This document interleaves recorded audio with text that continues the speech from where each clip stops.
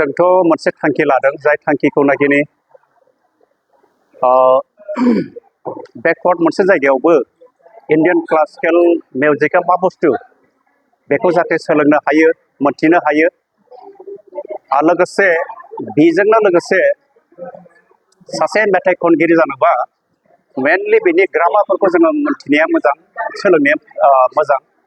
बेखौ लाग्रोनानैसो जोङो मेथाइखौ खननो हायो नालाय बेनिखायनो जोंनि थांखिया मा जे जोङो इन्डियान क्लासिकेल मिउजिक भकेलखौ जोङो प्रथमाव जोङो जोंनि बेकवार्ड जायगाफ्राव जोङो बेखौ फोरोंनो थाखाय जों मोनसे थांखि लादों आरो बे थांखिखौ जाफुंहोनाय जोंनि गभर्नमेन्ट मेनलि जोंनि चिरांनि मेडाम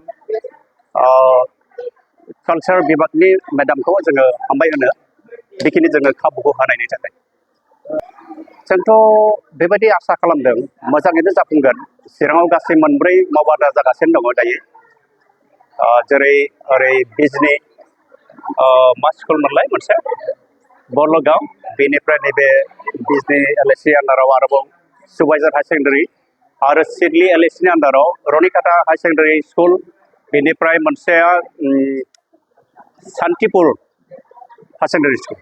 बे मोनब्रैयाव जोंनि चिरां डिस्ट्रिक्टआव जागासिनो दं एक्सुवेलि जोङो सिगां समाव जोङो प्राइभेटलि जोङो वर्कशपफोरखौ जोङो लानाय जादोंमोन नाथाय फार्स्ट टाइम जोङो गभर्नमेन्टनिफ्राय जोङो बे वर्कशपखौ जोङो मोननो हादों बे बाराव जोङो मिजिंथिदों फैबाय थानाय बोसोरफ्रावबो जोङो बेनिफ्राय साबसिन जोङो मावबादाखौ जों खुंनो हागोन